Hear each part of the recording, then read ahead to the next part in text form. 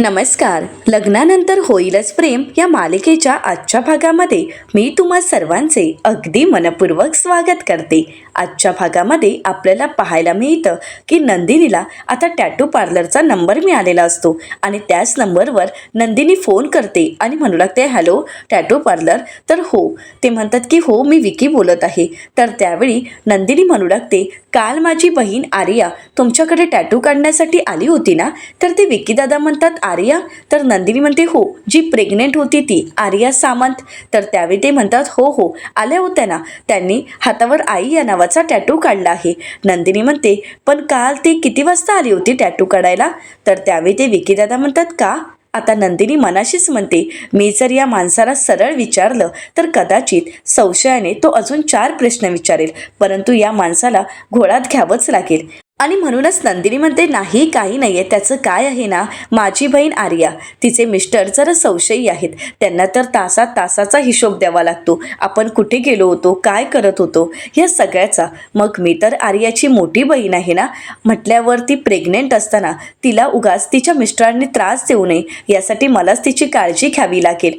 त्यामुळे मला कळेल का नक्की काल ती किती वाजता टॅटू काढण्यासाठी आली होती.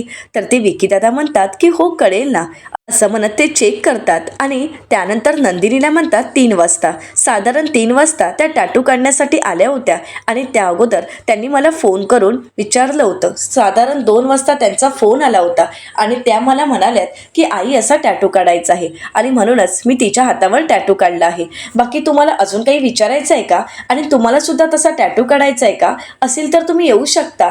तर नंदिनी म्हणते, हो मी येईनच. असं म्हणत नंदिनी फोन ठेवते आणि त्यानंतर ती लगेच जीवाला फोन करते. जीवा म्हणतो, हॅलो नंदिनी चकाचक बाई, अगं आता तर मी तुझाच विचार करत होतो. तर नंदिनी जीवाला म्हणते, हो का, पण जीवा आता मला एक सांगा की काल तुम्ही टॅटू काढण्यासाठी किती वाजता गेला होता. तर जीवा म्हणतो, का, कशासाठी. नंदिनी म्हणते, मी सगळं काही तुम्हाला नंतर सांगेनच, पण सांगा तर अगोदर. जीवा म्हणतो, खरी आल्यावर बोलूयात ना, मी आता 5-10 मिनिटात निघणारच आहे. नंदिनी म्हणते, नाही जीवा, मला सांगा तुम्ही किती वाजता गेला होता.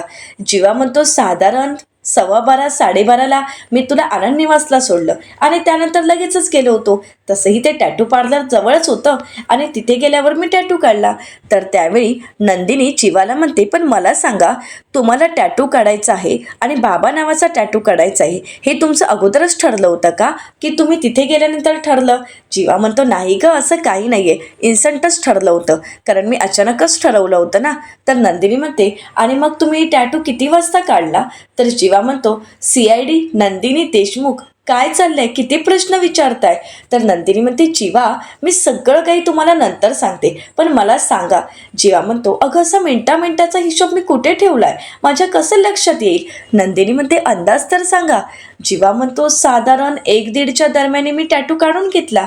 नंदिनी म्हणते, बरं ठीक आहे. जीवा म्हणतो, पण काय झालंय नंदिनी. नंदिनी म्हणते, जीवा घरी आल्यानंतर मी तुम्हाला सगळं सांगेन. असं म्हणत नंदिनी फोन ठेवते. जीवा म्हणतो, अगं परंतु तोपर्यंत नंदिनीने फोन ठेवलेला असतो. जीवा म्हणतो, काय झालं असेल नक्की. तर दुसरीकडे नंदिनी म्हणते, आता मला सगळं कळालं आहे. साधारण 12:30-1 वाजता जीवा टॅटू पार्लरला पोहोचले. त्यानंतर 1 ते 1:30 पर्यंत जीवांनी बाबा या नावाचा टॅटू त्यांच्या हातावर काढून घेतला आणि साधारण जीवा टॅटू काढायला बसल्यानंतर अंदाजे 2 वाजता तिने टॅटू पार्लरला फोन केला. त्यावेळी आर्या त्यांना म्हणालेली असते की मला टॅटू काढायचा आहे. तर त्यावेळी ते विचारतात की कोणता टॅटू काढायचा आहे. तर आर्या म्हणते, आई नावाचा टॅटू काढायचा आहे. त्यावेळी ते म्हणतात, काही हरकत नाही. आर्या म्हणते, मला टेम्पररी टॅटू काढायचा आहे आणि तसंही मी तुम्हाला डिझाईन पाठवेनच. तर त्यावेळी ते म्हणतात, काही हरकत नाही. आता आर्याने 2 वाजता त्यांना फोन केलेला असतो. नंदिनीच्या सगळ्याच गोष्टी लक्षात येतात. नंदिनी पुढे म्हणते आणि बरोबर 3 वाजता रॉक ऑन टॅटू पार्लरमध्ये आर्या गेली आणि त्यानंतर तिने हातावर आई असा टॅटू काढला.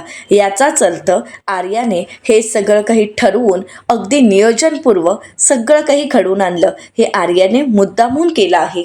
आता सगळ्या गोष्टींचा खुलासा होतोय. आर्या, तुला काय वाटतंय, मला काहीच कळत नाही. अगं तू माझी जागा घेण्याचा प्रयत्न करतेस, माझ्या बाळाची आई होण्याचा प्रयत्न करतेस. आता तर मी तुला सोडणार नाही. आता तर मी तुला अगदी बरोबर अद्दल घडवेन, कारण मी नंदिनी आहे, नंदिनी जीवा देशमुख. आणि ही नंदिनी बोलून नाही तर करून दाखवते असं म्हणत आता नंदिनीने आर्याला धडा शिकवायचं ठरवलेलं असतं.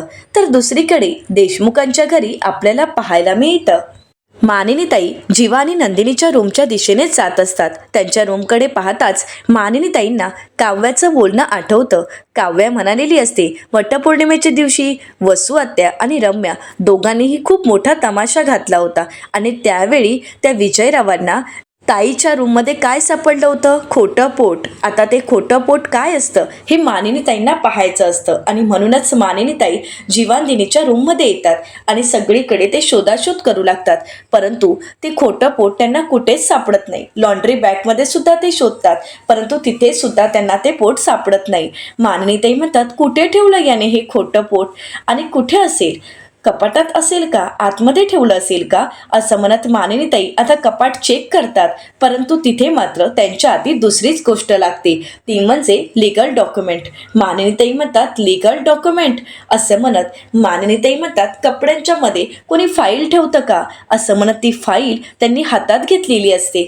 आता मानिनीताई लीगल डॉक्युमेंट म्हणून असणारी ही फाईल आणि त्याच्यामध्ये कोणते डॉक्युमेंट आहेत हे पाहण्यासाठी त्या फाईलची चैन ओपन करणार परंतु त्याच वेळी त्या ठिकाणी जीवा आलेला असतो आणि जीवा बाहेरूनच हे दृश्य पाहतो. त्यावेळी मात्र जीवाला धक्काच बसतो.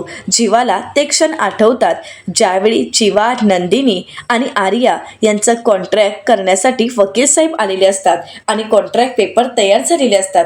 त्यावर जीवाची, नंदिनीची आणि आर्याची सही झालेली असते आणि हे कॉन्ट्रॅक्ट पेपर म्हणजे सरोगेट मदर म्हणून आर्याने यासाठी तयारी दर्शवलेली असते. हे सगळे पेपर त्या लीगल डॉक्युमेंटच्या फाईलमध्ये असतात.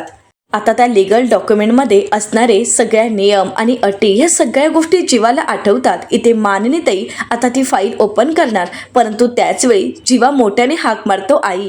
आता मात्र मानिनीताई दचकतात आणि नकळतच त्यांच्या हातातील ती फाईल खाली पडते. तर मानिनीताई मागे वळून पाहतात तर तिथे जीवा आलेला असतो. त्या म्हणतात अरे काय हे एवढ्या मोठ्याने का ओरडतोयस? जीवा पटकन रूममध्ये येतो आणि त्यांच्याशी काही बोलण्या अगोदरच तो अगोदर फाईल हातात घेतो. तर दुसरीकडे पाहायला मिळतं काव्या तिचा अभ्यास करत असते आणि त्याचवेळी पार्थ घरी आलेला असतो. तर काव्या म्हणते देशमुख आज लवकर आलात घरी, काही काम नव्हतं का ऑफिसमध्ये? तर पार्थ काव्याला म्हणतो तुम्ही एखाद्या दिवशी क्लासवरून लवकर घरी आलात तर मी असं विचारतो का काय लवकर आलात तुम्ही? काही अभ्यास वगैरे नव्हता का?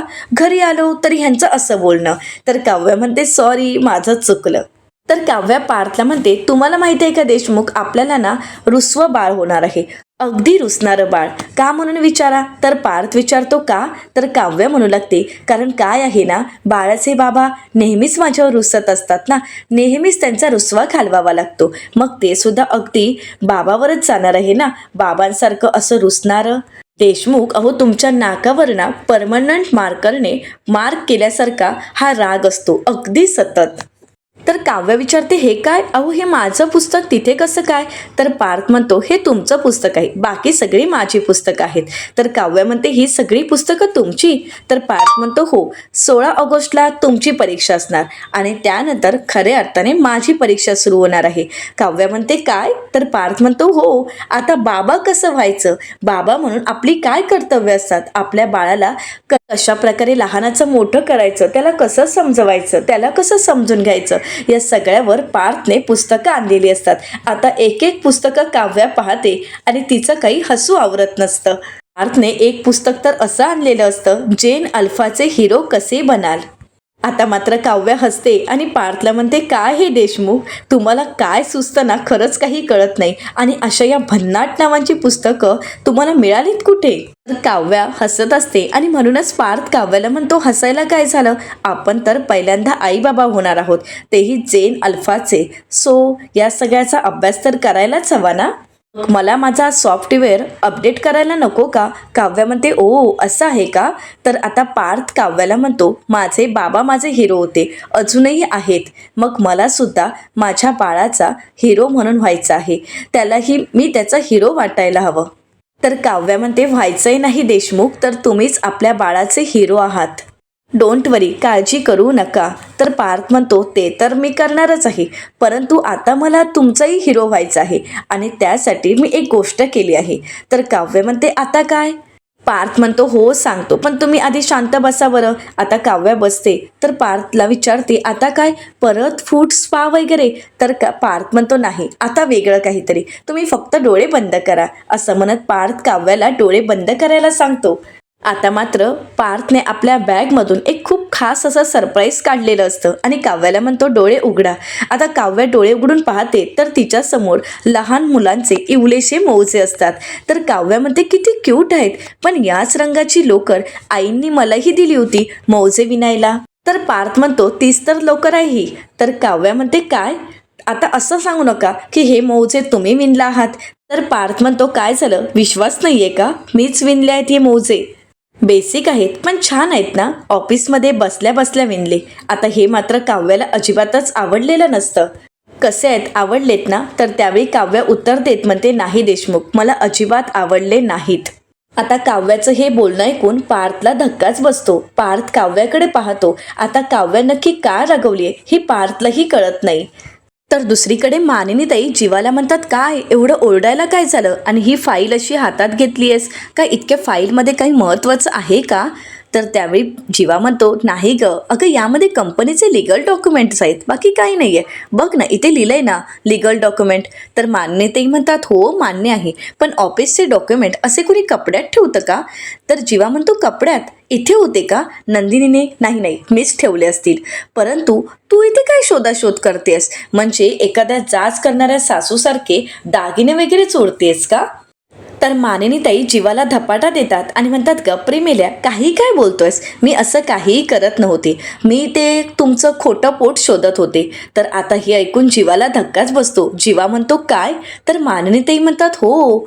अरे एवढं सिरियस व्हायला काय झालंय, तू आणलं होतंस ना ते खोटं पोट, मग कुठे आहे ते मला बघायचं होतं. जीवा मानिनीताईंना म्हणतो पण हे सगळं काही तुला कोणी सांगितलंय. मानिनीताई म्हणतात अरे काही नाही, मी आणि काव्या गप्पा मारत होतो तेव्हा सहजच विषय निघाला आणि त्या दिवशी नक्की काय घडलं हे ती सगळं काही मला सांगत होती. त्यात वसुताई आणि रम्या त्यांनी जो काही आगाऊपणा केला ते सांगत होती. आणि एवढंच नाही तर त्या दोघांनी जे काही केलं ते सगळं काही सांगत होती. आणि मग विजयरावांना म्हणे तुमच्या रूममध्ये खोटं पोट सापडलं होतं. खरं तर ते ऐकल्यानंतर मला थोडं वेगळं वाटलं होतं, ऑडच वाटलं होतं. पण कुठे आहे ते पोट, मला ते बघायचं होतं, सांग ना कुठे आहे. आता मात्र जीवाला काय बोलावं काहीच कळत नाही. तर जीवा मनाशीच म्हणतो नशीब नशीब, आईला बाकी काहीही कळालं नाही, हिला अजून सत्य कळालं नाही. पण खोटं पोट तर नंदिनी बाहेर लावून गेली आहे ना, मग आता आईला काय दाखवू. जीवाच्या मनात हा प्रश्न निर्माण झालेला असतो. त्याला काय करावं काहीच कळत नसतं. जीवा विचारात हरवून गेलेला असतो. तर मानिनीताई म्हणतात ए काय झालंय, तंद्री कुठे लागली आहे तुझी, मी तुला काय विचारलं ते खोटं पोट कुठे आहे. जीवा म्हणतो हो ना, तेच आठवण्याचा प्रयत्न करतोय. त्या कपड्यांमध्ये नाही नाही त्या कपड्यांमध्ये नाही आहे, हां आत्ता आठवलं, नंदिनीने ते फेकून दिलं. अगं लो क्वालिटीचं होतं, 2 ते 3 दिवसातच ते उसवलं आणि मग त्यातला तो कापूस तो हळूहळू बाहेर पडायचा आणि घरभर मग पसारा व्हायचा. आणि तुला तर नंदिनी माहीतच आहे, तिला पसारा अजिबातच आवडत नाही, म्हणून तिने ते डस्टबिनमध्ये फेकलं आणि मला म्हणाली की यापुढे असले कोणतेही पराक्रम करायचे नाही, असं जर तुम्ही परत काही घरात आणलात ना तर मग तुम्ही आहात आणि मी आहे. तर मान्यताई म्हणतात अगदी बरोबर केलंय तिने, आणि असं काहीतरी आणत जाऊ नकोस रे.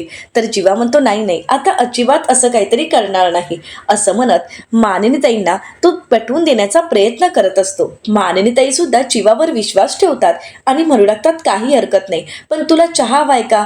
तर जीवा म्हणतो हो चालेल ना. मानिनीताई म्हणतात चल मग आता मी तुझ्यासाठी कडक चहा घेऊनच येते. आता मानिनीताई तिथून निघून जातात. तसं जीवा लगेच दरवाजा बंद करून घेतो. आता जीवाच्या हातात फाईल असते आणि ती फाईल पाहून जीवा घाबरतो. इथे मात्र रम्या जीवा आणि नंदिनीच्या रूमच्या दिशेनेच जात असते. तर इथे जीवा ती फाईल हातात घेत म्हणतो नशीब ही फाईल आईने उघडली नाही, नाहीतर सगळं संपलं असतं. परंतु जीवाचं हे बोलणं रम्याने ऐकलेलं असतं. आता जीवा ज्या ठिकाणी ती फाईल लपवून ठेवतो ते सुद्धा रम्याने पाहिलेलं असतं. आता जीवा ती फाईल तिथे लपवून ठेवतो आणि त्यानंतर फ्रेश होण्यासाठी निघून जातो. आता रम्या विचार करते आणि म्हणू लागते जीवा ही फाईल इतकी का जपतोय, नक्की काय आहे ह्या फाईलमध्ये.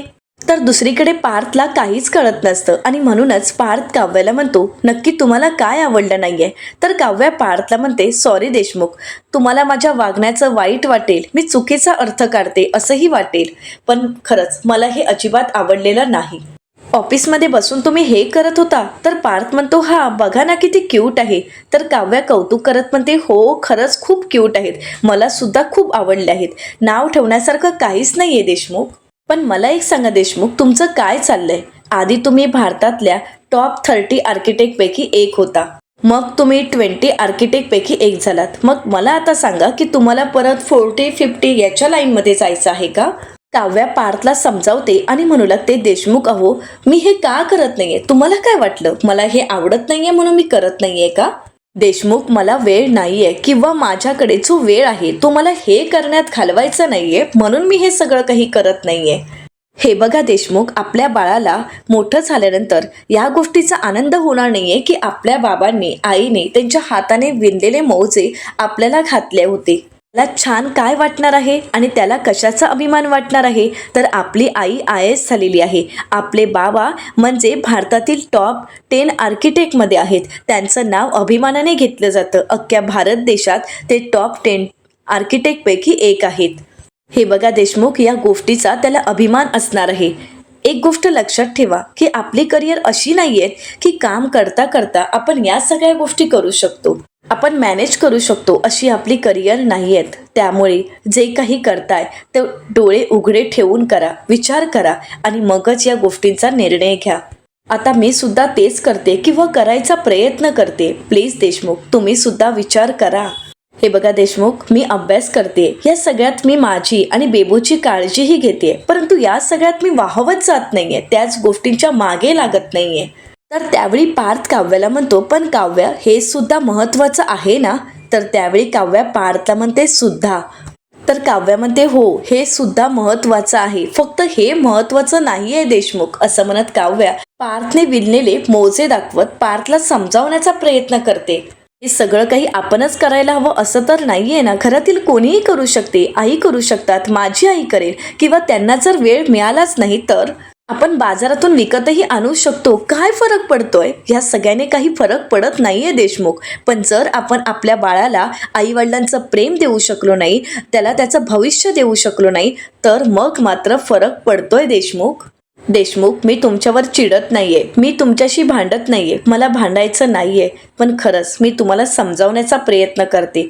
हे मला खरंच खूप आवडले आहेत, खरंच आवडले आहेत, परंतु हे सगळं करण्यात वेळ वाया घालवू नका. पण बाळाच्या मागे धावताना आपण आपली स्वप्न नको ना विसरायला. तर आता पार्थ काव्याच्या हातात असणारे ते मोजे मागून घेतो. तर त्यानंतर काव्या पार्थला म्हणते आले मी फ्रेश होऊन, असं म्हणत काव्या तिथून निघून जाते. दुसरीकडे पाहायला मिळतं रम्या विचार करत बसलेली असते आणि जीवाने फाईल नक्की कोणती लपवून ठेवली आहे, तो ती फाईल इतकी का जपतोय, या सगळ्या गोष्टीचा ती विचार करत असते.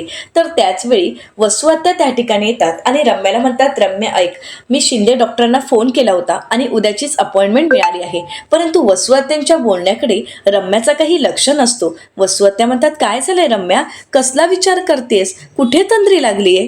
आता रम्या वसुआत्यांना प्रश्न करत म्हणते काय असेल ग त्या फाईलमध्ये? वसुआत्या म्हणतात फाईल? अगं कुठली फाईल, कोणत्या फाईलबद्दल बोलतेस तू?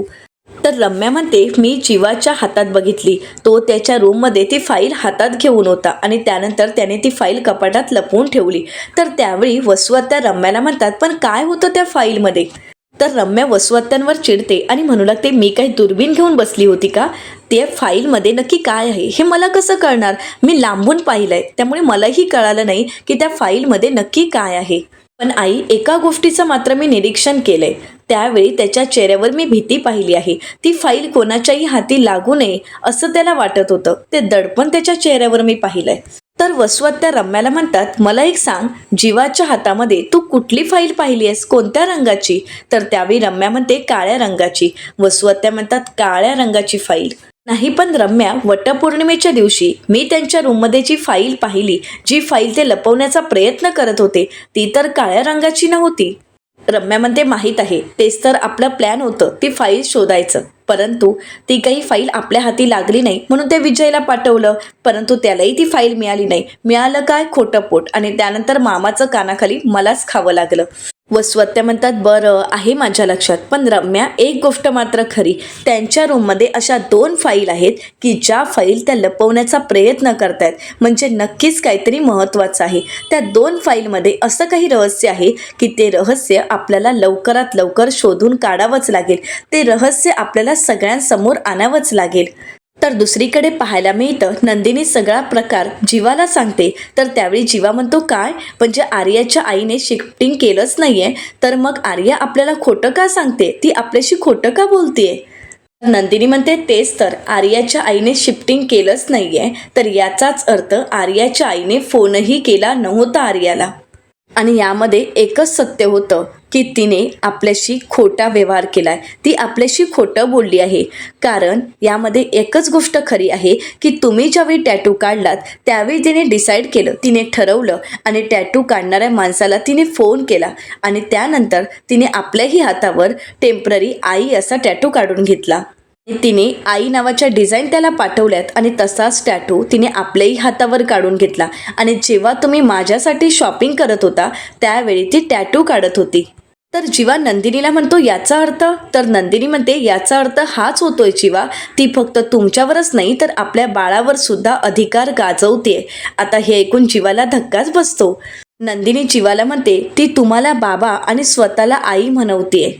तर येणाऱ्या पुढील भागामध्ये काव्याचं डोहाळे जेवण असतं आणि काव्या पार्थ खूप खुश असतात. दोघांचेही छान फोटो काढले जातात आणि घरातील प्रत्येकाच्या चेहऱ्यावर हा आनंद दिसत असतो.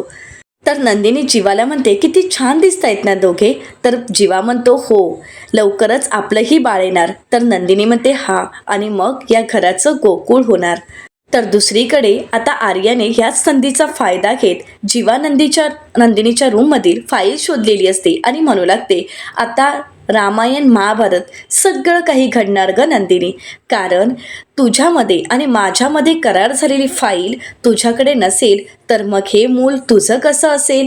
आता आर्याला ते क्षण आठवतात आणि आर्या म्हणते बाळाची आई नंदिनी काय, असं म्हणत आता आर्या ते पेपर आपल्याकडे घ्यायचे ठरवते. आता आर्याचा हा प्लॅन सक्सेसफुल होईल का हे पाहणं अतिशय रंजक ठरणार आहे. मित्रांनो, अशाच मालिकांचे नवनवीन अपडेट पाहण्यासाठी चॅनलला नक्कीच सबस्क्राईब करा.